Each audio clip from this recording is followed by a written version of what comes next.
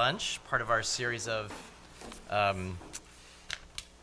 never-ending spectrum of formal and informal presentations. So I'm really delighted today, on the heels of Ulrich's fascinating talk yesterday, to help welcome Wolf Burchard, who's going to be our guest today. Let me tell you a bit about him before I surrender the podium. He is an art and architectural historian who specializes in 17th and 18th century royal patronage. He's currently the furniture research curator at the National Trust. And is that a position that existed before, or was it created for you?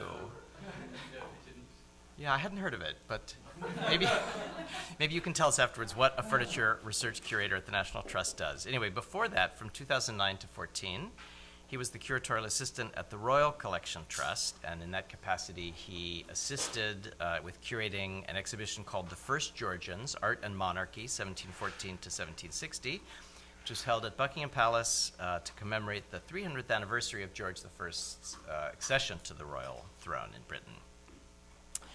Although you would never know it from his English, Wolf is actually German by birth and began his studies of art and architectural history at the universities of Tübingen and Vienna. He continued his studies at the University of London, earning both the master's and PhD at the Courtauld Institute of Art.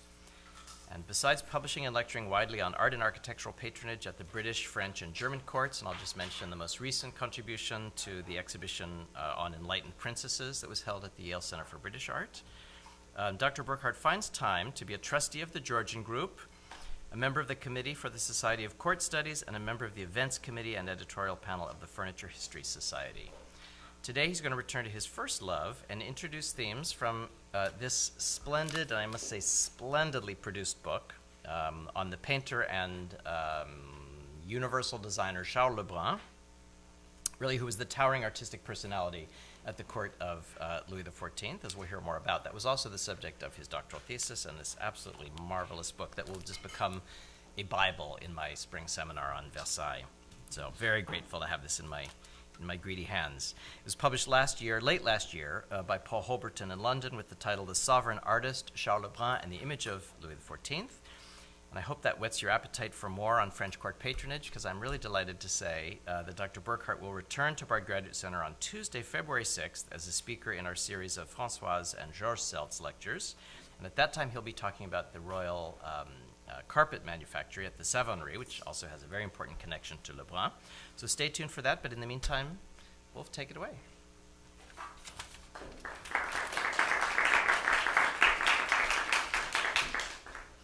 Right. Well, thank you, Jeffrey, very, very much. I'm going to pass around this book, so it's a library copy, so if you don't mind, just make sure it ends up here somewhere on the table. Thank you, Jeffrey, for this very, very, very kind introduction. It really gives me great, great pleasure to be here today and to have been asked to give this presentation. Can you all hear me? Is the microphone sort of close enough? It's not that large a room, I suppose. So what I'm going to do today is I'm going to talk to you about the book, The Sovereign Artist, but I have over the last 2 weeks given quite a few lectures on the book, which were more of an overview of the general themes and objects that I discussed in the book. And because this is a much more informal setting and our time is much more limited, I thought I'd talk about one very specific aspect I was interested in, and that is the relationship between what today we call the fine and the decorative arts, i.e. the liberal arts and the mechanical crafts, because many of you here work on decorative arts and design and still to this day have to face occasionally, I mean certainly I do in terms of furniture, face some prejudices amongst other art historians. And that's very interesting if you think of these divisions between liberal arts and mechanical crafts, because you have that also within different institutions. So Jeffrey said, I used to work for the Royal Collection, and there the collection is divided into two very large departments, one run by the Surveyor of the Queen's Pictures, and this is all the two-dimensional art, so not only the paintings, but also all the works of paper, on paper, and the books, etc. And then all the three-dimensional works of art are looked after by the Surveyor of the Queen's Works of Art, and that is then sculpture and tapestries and furniture, silver, porcelain, etc. Whereas then you have, the National Trust, for which I now work, and you have a curator of furniture and a furniture research curator. I'll talk about that later if you want me to. And then you have a curator of painting and sculpture. So that combines two-dimensional, three-dimensional, but they are then the fine arts versus the decorative arts of furniture. And then again, the Met, has the European Department of Sculpture and Decorative Arts, etc., and then an Old Master Department. So I was very interested in that, particularly that relationship between fine and decorative arts. And in a way, Lebrun is a very good figure to discuss this relationship in the 17th century because he is active in all these different fields and is not only active as a painter, but he's also active as a designer of furniture, of tapestries, of carpets, but also of architecture and sculpture, and he has his own pictorial theory. So he himself talks about art. So I thought he'd be a really interesting personality to discuss in order to understand how these different media and different types of art interrelated. And there are not very many artists. I mean, obviously, Susan's great friend, William Kent, is a good example of an artist who was active in different fields. But I thought Lebrun was a particularly interesting figure. And so my more professional work with Lebrun, I grew up outside Versailles, so he was sort of omnipresent. But later, when I went to university at the Courtauld, there I attended a course taught by Satish Padilla on classicisms. And one of our assignments was to write an essay about Lebrun's lectures at the Academy, which are the lectures at the Academy. Oops, what happened now? Should I just... I'll just do that. His lectures at the Academy. And what I was interested in is how do Lebrun's lectures at the Academy relate to his own paintings? Does he actually stick to his own rules? And then when it came to the PhD, I thought, I've only looked at his pictorial theory and his paintings, but actually what I'm really interested in is how that relates to his designs for architecture, decorative arts, etc. And I was surprised to find that actually there's relatively little literature on Lebrun, certainly in the great scheme of things. Certainly if you compare him with the great masters of the 17th century, Poussin or Van Dyck or Rubens, on whom, if I suppose you try to produce a comprehensive bibliography, it'd be impossible because so much has been written about them, whereas producing a comprehensive literature on Lebrun is much easier. And I think there's two reasons why there's much less literature on Lebrun. The first is that he's always so closely associated with Louis XIV and absolutism that he always carries that political baggage. Anthony Blunt famously called him a dictator of the arts in France. But then also the French have the monopoly on Lebrun's work. I think 90% of the works by Lebrun, certainly the paintings, are in French collections, which is why... Oh, here it is again. It asks me to improve the performance, so I'll do my best. Which is why there's relatively little literature outside France on Lebrun's work, because there's hardly any works by Lebrun outside the French collections. There is, of course, Jennifer Montagu's The Expression of the Passions, which is a seminal study of Lebrun's work, but that looks primarily on a very specific aspect, that is his lectures at the Academy, and particularly the Expressions of the Passions. And that struck me is that in the literature that existed, that was rather chopped up in slices. So you had some literature on his paintings, some literature on his drawings, a lot of literature on the Academy and the lectures at the Academy, very little on the Gobelins, but never anyone trying to attempt to see how these interrelated.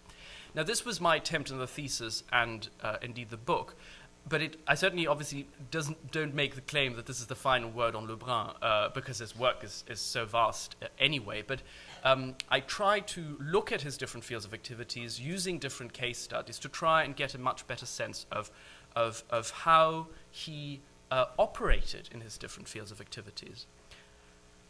Sorry. And so what's interesting in terms of the lectures of the Academy is that Lebrun was one of the founding members of the Academy in 1648. He was born in 1619, was the son of a fairly mediocre sculptor, trained under Vouet, went to Rome, where he was in conversation, as it were, with Nicolas Poussin, comes back to France, and then establishes himself as a key painter in Paris, then works famously at Vaux-le-Vicomte and becomes director of the Mancy tapestry manufactory, and then enters the king's services.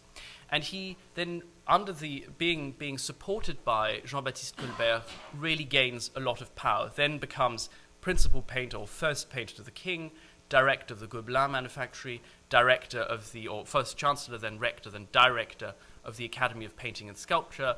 He becomes a member of the Academy of Architecture. Shall I, oh, I see, just keep, sorry. Okay. Good. So he becomes this very, very influential figure, and what's important is that he lectures at the Academy. And the Academy is famous as a platform for academic debates on pictorial theory. And there are two major debates that took place in Lebrun's lifetime. The one is that between the ancient and the moderns, and the other one between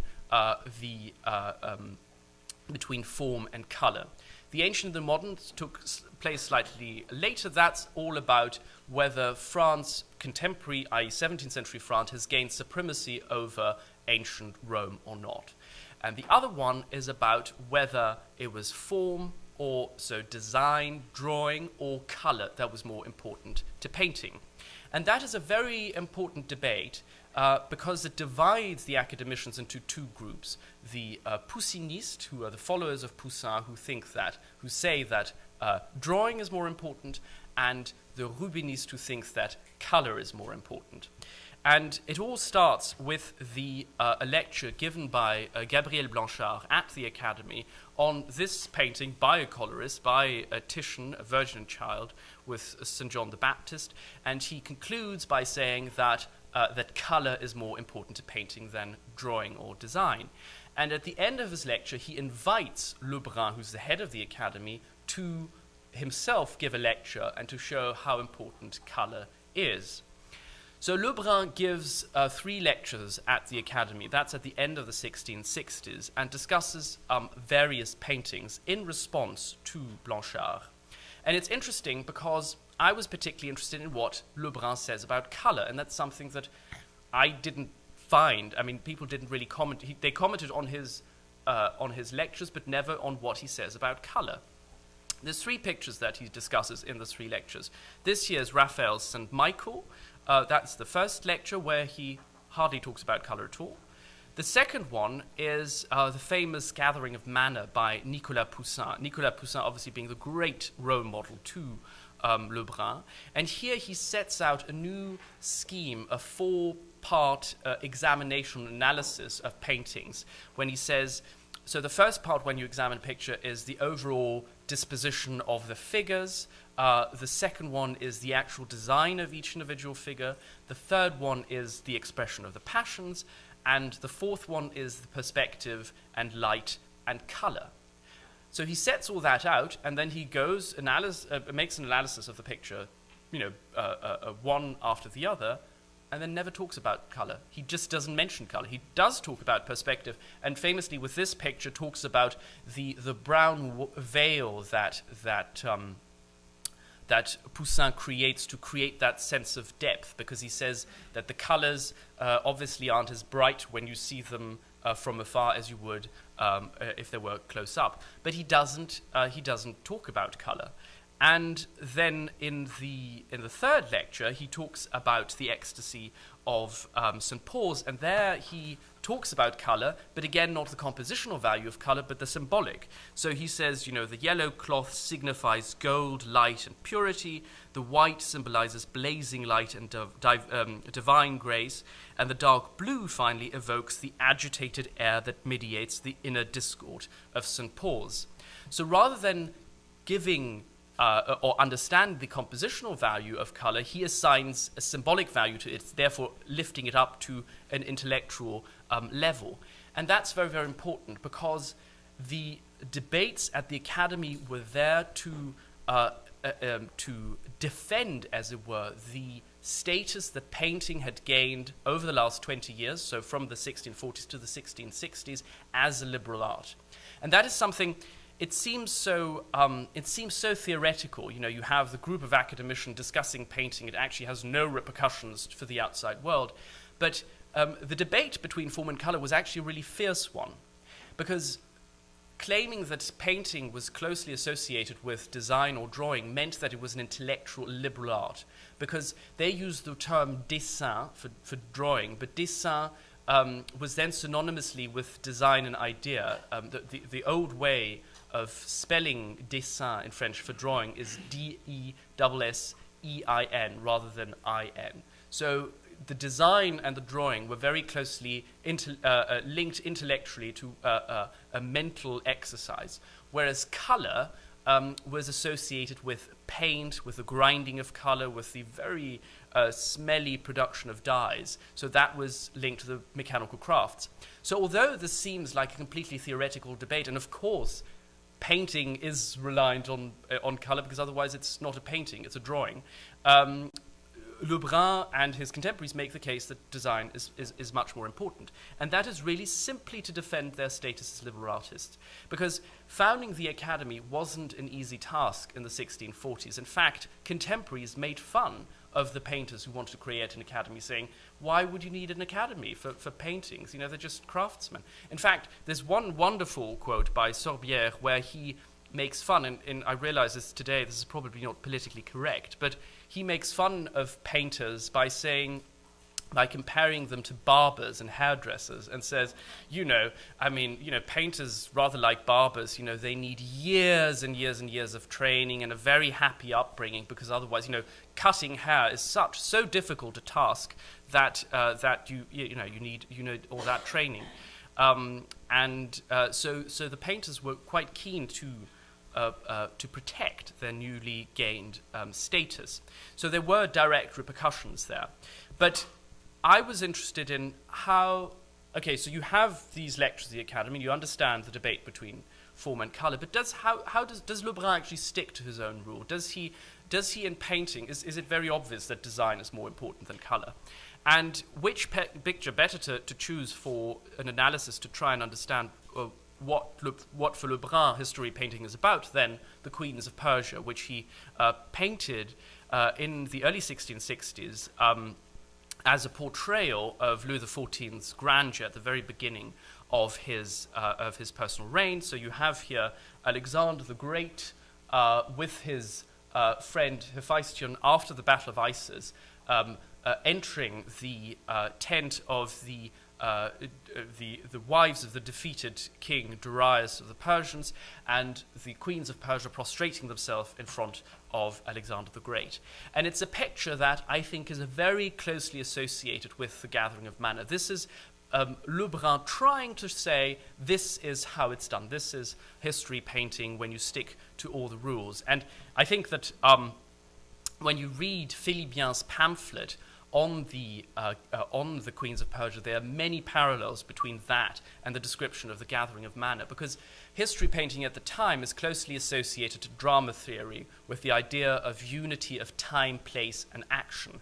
And that is exactly what you find in this picture. And Brun, who always wants to be associated with Poussin, actually quotes Poussin's gathering of the manna directly, such as this figure, that posture directly, and even in terms of the color. He quotes Poussin's color, and he does so again. So you can see this foot here is that of that man. So you have this scene replicated here from, I think, Poussin's gathering of manna. Obviously, you have the three figures, the elderly woman, the younger mother, and the child, are in a different constellation. But I think that if you see here the two queens and the young prince, and these three figures here, especially that gold and yellow cloth there, that is, to me, a very direct quote. And it's not only one in terms of form, but it's also one of color. And I think there's one very important point one has to make here, is that Brun says form is more important than color, but he doesn't go into great detail. He's not one of the polemic academicians who really go into that debate, because he's very, very careful. On the one hand, he wants to obviously defend the status of painting, but on the other hand, he is the director of the Gobelin manufactory, where color plays a leading role, and he doesn't want to jeopardize his status there. And the Queens of Persia are quite an interesting example, because they become a paradigm for the relationship between fine and decorative arts. Tapestry is a really difficult subject in the context of the relationship between fine and decorative arts, because on the one hand, they're always described as woven paintings, and when you see descriptions, contemporary descriptions, they are discussed like paintings, but they're obviously, although they follow the design by a painter, they're woven by craftsmen using dyes produced by craftsmen. So they're really a very, very interesting object in between, as it were. And what I'm showing you here is one of the tapestries made at the Gobelin at the time or during the lifetime of Le Brun. And on the right, this is a pirate copy, as it were, produced in Brussels. In fact, one acquired by George I for the Royal Collection and still at Hampton Court. And it's very interesting that for two reasons, because on one hand, Le Brun is the first French artist to have a copyright of his designs, but obviously, very tricky to follow it up. And engravings were made of Le Brun's designs, and they obviously were dispersed across Europe. And so in Brussels, they produced these copies after these successful designs. And I keep telling everyone, if you can, go to the Harvard Club here in New York City, because they too have in their Great Hall a pirate copy made in Brussels. But it's interesting if you think in terms of that debate between form and color, when you have the tapestry on the one hand, and then the engraving. And the reason why I zoomed in is just to see, for you to see how here drawing becomes extremely important in translating Le Brun's image from the painted canvas to the engraving, and that the composition works both ways, and where suddenly form becomes more important than color. But when you look at the tapestry, just to go back, obviously the tapestry is one where the artist doesn't have the same control over the color as he would in the painting, because you have far less different shades of color, and as we all know, the dyes react with the silk in different ways, so they discolor in different ways, and obviously the impact of natural sunlight then leads to the different types of fading of the different colors. So I think it's a fascinating dialogue that you have between the drawing, the design, the print, and the colorful tapestry. And then, in another context, thinking about the debate between form and color and the rivalry between Poussiniste and Rubiniste, you have this picture here, made by Pierre Mignard, Le Brun's greatest rival, at the very end of Le Brun's life and career in 1689, when Le Brun's career was in decay. Le Brun's great champion was Jean-Baptiste Colbert, who dies in 1683. And then for the last 7 years of Le Brun's life, he sort of struggles to keep his position, because the new superintendent of the royal buildings, the Bâtiment du Roi, the Marquis de Louvois, is a great patron of Mignard. So he supports Mignard to the detriment of Le Brun. And Mignard produces this picture in 1689, just a couple of months before Le Brun dies, very obviously to be compared to that work by Le Brun. And here, and Mignard was one of the Rubinistes. He was a follower of Rubens and said that color was more important in painting. And it's so interesting comparing these two pictures, especially in the context of Le Brun's own lectures on the Queens of Persia, because it's all about unity, it's all about bringing everyone into the scene together into one action. And what you have here is a completely disjointed scene where all the figures are separated from each other into subplots. So you've got exactly the same scene, Alexander and Hephaestion arriving in the tent of the Queens of Persia. But the irony is, for an artist who would have claimed that we will bring everything together, wrap it all up with color, color is important for the composition, you have more like sort of splodges of colors. You have this sort of red here and blue there and a little bit of blue here and then yellow here, but it's completely disjointed. And I thought that was rather fascinating. Sadly, this wasn't turned into a tapestry. The idea was to used this as a cartoon for the Gobelin manufactory as well, but it wasn't turned into a tapestry, and I think that that comparison would have been very interesting. So the one aspect is to think about Le Brun and his own pictorial theory and how it relates to his paintings. But then the next step is to think is how does it relate to his designs for decorative arts or for the mechanical crafts. And I was very interested to find that there's hardly any discourse on the status of the mechanical crafts for 17th century France. And that's because that discourse is only just taking place.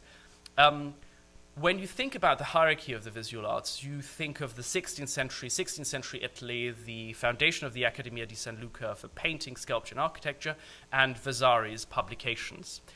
And then for the mechanical crafts, you think of the 18th century and the Encyclopédie and the publication of that. But for the 17th century, there's very little. So you have to go to the primary sources and see what is there. And there's Furtier's very useful dictionary from the 1690s that shows whether the debates that took place at the Academy about the status of the visual arts actually had an impact on the real life outside the Academy. Because I think that's one thing you have to remember is that, you know, do the debates at the Academy have any impact on the real world? Because think of Louis XIV and his courtiers. Do they care whether painting has a higher status than, decorative arts, like, these fantastic pieces of furniture, which cost as much as a picture? I'm not sure that they necessarily thought in these terms. But I think this is a fascinating thing about Le Brun, is that he operates in these different fields of activities. On the one hand, at that Academy where discourse takes place, and at the Gobelin where no discourse takes place. He's the boss. He tells the craftsmen what to do, and that's carried out. And we have no records of any dialogues. I mean, I think that there must have been some form of dialogue, but I think also that language plays an important role here, because the academicians were all erudite men who could read and write and had read all the literature from antiquity, whereas the craftsmen were craftsmen, many of which were Flemish and Italian, first generation, who had just been brought over, whose French was probably rather limited. So they just had to carry out what their boss told them to do. And I think these two examples, one of the few vestiges to survive from the Gobelin manufactory. On the left is one of a pair, large cabinet by Domenico Cucci in the Duke of Northumberland's collection. On the right, this fantastic early Gobelin tabletop at the Louvre. And that shows you, for all the debate about form and color, is that Le Brun is very well aware of the importance of color for the mechanical crafts and the combination of design and color. And just to sort of wrap that up, I think that when we think of Le Brun, we have to think of him as a very flexible diplomat, someone who has an agenda, who's a very, very powerful man, who's quiet and diplomatic, and clearly feels at ease in different, surrounded by different groups of society. It's difficult to make these judgments because we don't have a lot of records that say that he's very worldly, but the fact that there's no scandals, which also is another reason why people weren't so interested in Le Brun, because these days, we're interested in Caravaggio or Bernini. We love scandals, artists who killed, their friends or rivals or so. And there's hardly any. There's one monetary scandal that occurs at the end of his career, but that's it, and he manages to sort that out very quickly. But he has an agenda, and he's diplomatic, so he's diplomatic at the Academy. He keeps his role at the Gobelin. And there's one thing that he says at the end of his last lecture at the Academy, and that is he's rather upset that, he doesn't say it that way, but he seems to be rather upset by the fact that the king at the turn of the year 1670-71 has founded an Academy of Architecture separate from the Academy of Painting and Sculpture. And Le Brun says, but wait a minute, the Accademia di San Luca has painting, sculpture, and architecture under one roof. Why? Because they all depend on drawing. And he even goes so far to say that by using his Italian contemporaries as an example, says, Gian Lorenzo Bernini and Pietro da Cortona are proof that if you're a good draftsman, you can be a good painter or a good sculptor, as well as an excellent architect. And I think there is an agenda behind that. Other than that particular example, I can't say that because Lebrun doesn't verbalize it explicitly, but I think Lebrun clearly wants the Academy of Architecture and that of Painting and Sculpture united, because then he would be the head of that academy that combined all three disciplines. It would also reinforce again the status of painting as a liberal art. But I think he also wants to be principal architect of the king, because precisely at that moment, Louis Le Vau dies, the architect of Versailles, and there's a vacancy for the principal architect of the king.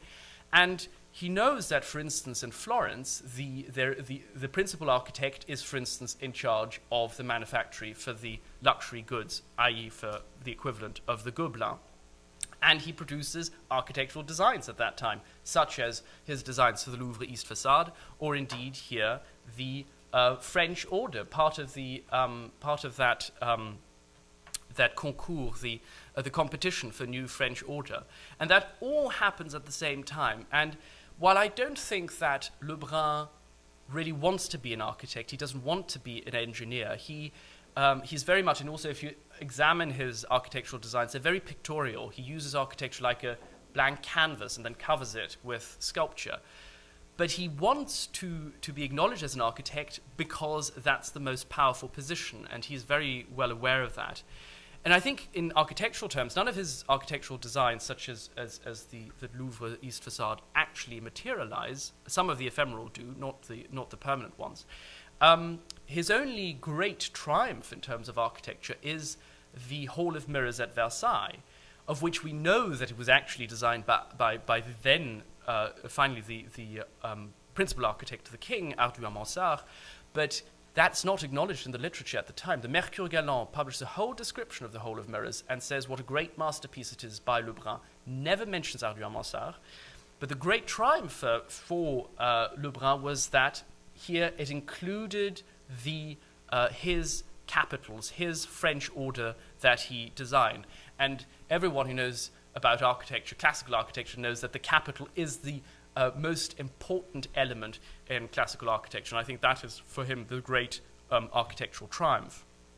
So I think when he wants the two academies to be united, is really very much because he understands the important role of the architect. And I'd like to end with these two illustrations, and that is, again, thinking of Lebrun as a flexible figure who understands the distinction between theory, i.e. the academy, and artistic practice, such as the Gobelins and the royal building sites.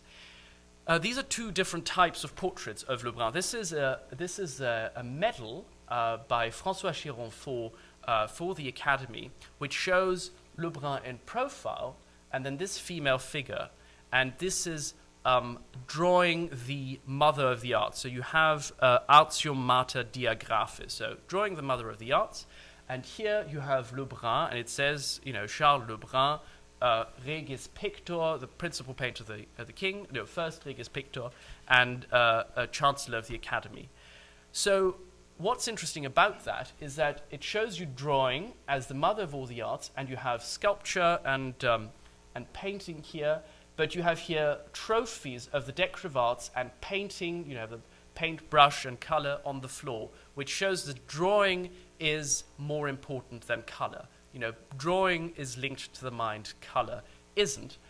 And Lebrun is portrayed here as principal painter of the king and chancellor of the Academy. But there's no mention of him being director of the Gobelin manufactory. So this shows really very much Lebrun as a liberal artist. And then here you have this engraving that was published in 1683 for a praise of Lebrun and his versatility, and it shows you here Lebrun as an architect ruler over using drawing to oversee the production of all the arts. So he's pointing here as an architectural design. You have here a bust of Louis XIV being produced, and then here painting. So I think there's a very important point to be made here in these two different types of portrayals between theory and practice.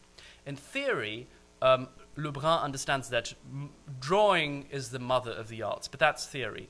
In practice, it's the architect who's the father of all the arts. And those terms, mother and father, are quite important because they use them in the contemporary writings. So Brun is always described as a pater familias of the Gobelin manufactory. So he understands that to be the most influential artist at the French court, he has to be the principal architect. And I would argue that not becoming the principal architect to the king is probably the only really significant failure of Brun's career. Thank you for your attention.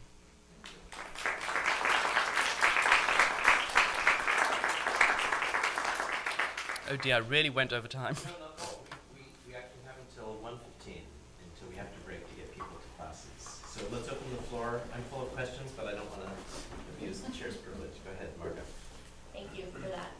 It's really exciting to see this happening. I am curious actually about the Queens of Persia painting, and I know that the cameo is one of the ways in which Alexander is differentiated from his, right-hand man. And I'm curious how that actually translates in the tapestry version, and whether there's an argument to be made about drawing in tapestry as opposed to painting in tapestry, which is typically, as you said, the way that tapestry is seen as painting, but in material. So how do you know how that translates? And I mean, the other question that sort of a follow-up to that is simply that obviously these tapestries are really large, are meant to take up an entire wall. Is that translation even something that's relevant in the context of a tapestry that would be somewhat out of view? That tiny detail wouldn't be something you could necessarily see from down below. Well, I think so. You asked about the color for Alexander, and I think that's an important point again, which I think, and this sounds like I'm sort of doing a sort of hagiography of Brun to the detriment of Mignard, but I think one thing that he understands here, one key element of the scene is that a confusion is taking place here. The Dowager Queen here confuses Hephaestion for Alexander the Great. And then Alexander the Great reassures us, don't worry, my friend, in a way, is also Alexander because the king's body transcends to all his subjects. But of course, what Brun does here, thinking about color, he dresses them very, very similarly. Alexander the Great is slightly more, his armor is completely covered in gold, and his cape isn't red, but it's porphyry colored, which is that imperial color. So the color distinction is important in the painting. As you can see in the tapestry, they're both wearing red, but that's because we have less shades of colors. So the color, again, plays an important role. So again, a confusion takes place because of the color, which then, the pirate copy doesn't have, because that's all based not on a painting, on a cartoon, but on an engraving. So they had no color as mean to sort of know what it originally looked like. Although there were, obviously some descriptions. I think to think about drawing in tapestry is a very interesting question to which I haven't really spent much time thinking about, because the question of scale is really important, and there was a fantastic exhibition a couple of years ago at the Gobelin, then in the Villa Medici, on the translation of Poussin's picture on the scale of tapestries, because the Queens of Persia is a very, very large picture, and then the other scenes of the life of Alexander the Great are huge pictures that are designed to then be turned into tapestries. Whereas Poussin's pictures aren't, and there is a tapestry of the Gathering Manor. The Gathering Manor is just that size; it's not meant to be a huge tapestry. But this is where I think with the tapestry and indeed with the engraving, you have to think, as you pointed out, the different use that they have. A tapestry is used for great celebratory occasions, a royal entry, a coronation. They're hung up high. You walk past them. They display the grandeur and the wealth of a monarch, but they're not scenes that you're going to, study in great detail. You'll recognize, oh yeah, look, this is Alexander the Great, this is our monarch. Whereas the print, of course, you are going to have in your print room, in your library, you're going to study in detail as an erudite scholar. So I think that that's an interesting point about the translation into different media, and then the functions are different. So I'm not I think that because you, as it were, you have that once translation, it gets blurry, and you don't that design for the tapestry isn't as relevant. Obviously, you want to get it right in terms of the translation, but again, you can see here it gets this decorative framework. It's all about show. It's supposed to have a different impact on the beholder than the painting should have.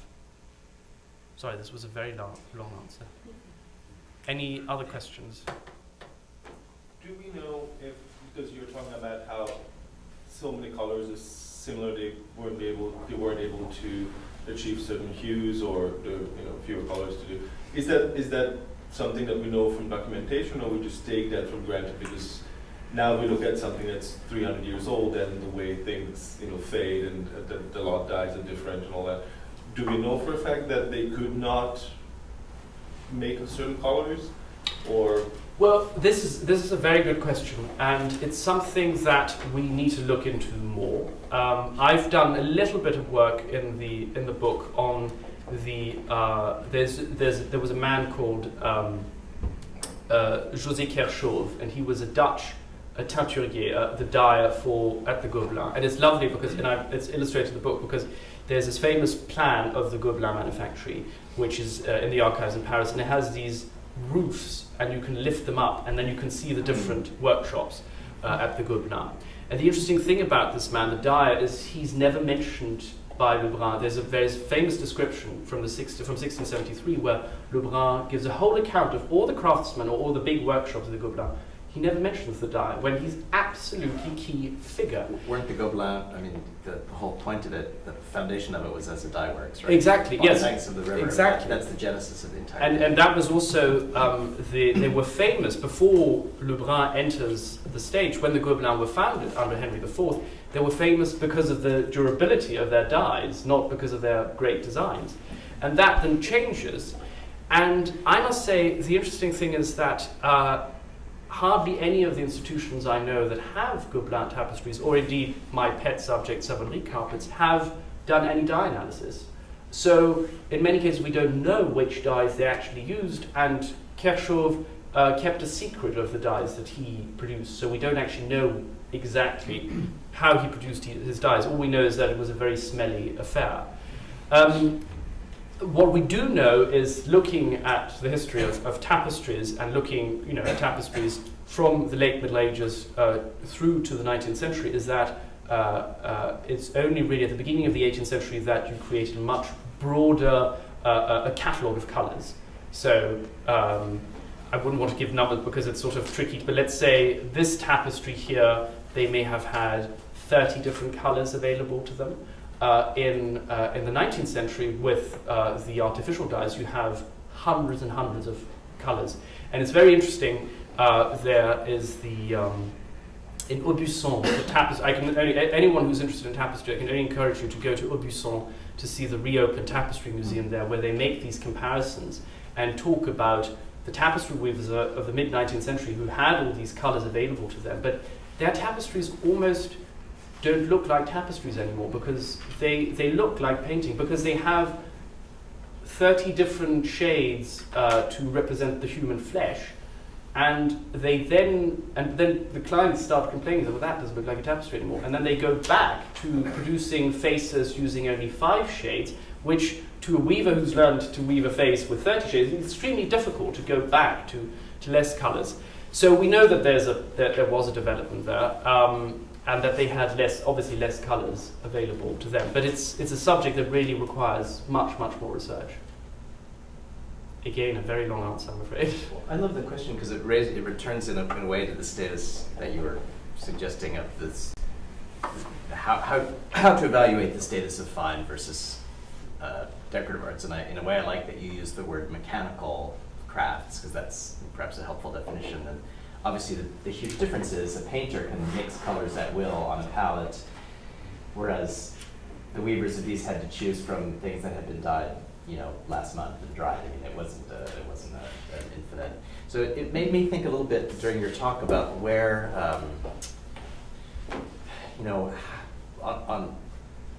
just about this question of value, and I'm reminded of the exhibition that's at the Met right now about comparative values of works from the Northern Renaissance, and that's very much about the value of the finished product. What does a tapestry cost versus a tile or a chalice or a painting? And what you're trying to do, I think, is think about where in the whole production process, from the designer through the named designer, through the completely anonymous manufacturers to the finished product. I mean, those are 3 stages, and one could look at them, in a way separately. And so one can say, well, the finished product, the tapestry, is worth 100 times the painting because of the materials and all that. But the status of the people who actually crafted it is actually low because they're poorly paid and anonymous and not given credit. And yet, what you're pointing out is that the status of the designer as designers is also high. So it's a strange sort of map we're getting, I think, of it is, yes, value at this moment, that all of this is being worked out. So it's not really a question, but I appreciate your focus on this. No, I personally, I found, yes, tapestries in the 17th century rather confusing for that very reason. And obviously, yes, the value of the tapestry is linked both to the great designer, because if you're producing a work that is so difficult to produce, you're using such expensive materials, then you want to make sure that you use the best designs for it. But the people who have carried it out remain totally anonymous. On the other hand, I mean, tapestries do often bear the marks of the master weaver. The master weaver, but you have a huge group of people behind that. I have no idea who made it. I was wondering also in your attempting to sort out this question of hierarchy and value. Many of the works of applied art that you showed us are explicitly pictorial. A tapestry obviously is a translation of a narrative subject that can do all those theoretical things that the Academy likes, and obviously some of the silver work also has narrative scenes. Is that really one of the places that value is located? How would you compare to a very costly object, also designed by Brun, that doesn't have a narrative aspect to it? It's trying to think of one, because most of his designs are figurative. Even the famous silver furniture, and even the carpets, obviously, and the interiors all are. There's always something pictorial. I mean, here we have a wide array of different pictures things everywhere. I mean, you described it very well. That his architecture is making a canvas and projecting images on it. And he doesn't, and always figurative, not only ornaments, but there's always figures. So even, I mean, you can't see it here, but this dish here has part of the famous silver furniture melted down in 1689. At the center, it quotes a scene from Lebrun's History of the King. So he perpetually quotes himself. He always makes cross-references. He produces this huge archive of drawings. He never throws any drawings away, which means that he sometimes goes back to a design which the king may have dismissed 20 years earlier, and then reuses in a completely different context. And that, I think, I've shown in the book in terms of the Savonnerie carpet, some of the panels were actually for completely different architectural enterprises. So he never throws anything away, and through that repetition and those cross-references, these slaves, for instance, you'll find them in his design for the Louvre East facade, for the great ship, the Louis, and these trumpeting fames as well. He creates, it's an anachronistic term, but he does create a brand. He creates a brand, an easily recognizable visual language, always associated with the king, but also by extension then associated with him. Because, of course, he didn't design all of these things himself. I mean, he was a very busy man. He couldn't do everything himself, but he has a large studio of people who work exactly in his style. So is he a dictator or a sovereign? He's a sovereign. Well, your title gives it away, but he's not a dictator. Well, I deliberately didn't choose the term. I found the term that Anthony Blunt used, the term dictator, quite interesting, because Anthony Blunt, of all people, would have known very well that this was an anachronistic term. But this, will lead on to another talk. I discussed in one of the chapters really how Lebrun was a sovereign, trying to match up his control over the arts in France in the context of the political theory of the day. Sorry, Ulrich. Yeah, if I may say, I think this kind of control freak is very important to say, because we have to deal with this 50 years later when the École Gratuite de Dessin comes up, and you read pages and pages how the Academy wants to prevent that lower class, at a lower class aimed education institution to take place. And Bachelier, who's part on the lowest scale of that hierarchy, he fools them, because he goes straight to the king and to Madame de Pompadour and he gets the authorization. But they're kind of really protecting themselves. It's like today, it's like nomenclatura. People who have a job and they have a contrat à vie, they keep it. They don't, for anyway, nobody can come onto the territory. So in this way, you can call him authority or dictator, but he's protected. He's protecting his social position also. He is, and this is the interesting thing, is because he's not a sovereign. He doesn't have divine right like his master. He really had to fight very, very, very hard to get where he was. But what I thought was interesting, there were two things with Lebrun, is how he himself presents himself as a sovereign. I mean, in this picture here, he really presents himself as a sovereign over the production of the visual arts in France, but also his relationship to the king and how he portrays his sovereignty. But he is definitely a man of power who tries to seek control. There's so many examples, and he wants to be portraying Lebrun, Louis XIV as Alexander the Great means that he is like Apelles. He is the only artist capable of capturing the king's image, and he tries to get people out of the way. He doesn't want to have any competition. Then Bernini comes to Paris and then says, well, Lebrun he has no time for his easel paintings because he's designing for the Gobelins all the time. I've got a really good man, Johann Paul Shaw, Giovanni Paolo Tedesco. I could send him to Paris to become head of the Gobelins. Obviously, Lebrun's not going to have any of that. He wants to have absolute control over the visual arts in France, and almost achieves it. I think he got very far, certainly further than any other artist. Yes. You mentioned Apelles, and I just wondered, the last image you showed, this wonderful image of the Brun architect, reminded me very much, it's almost a visualization of Vitruvius's definition of what the qualities of an architect should be.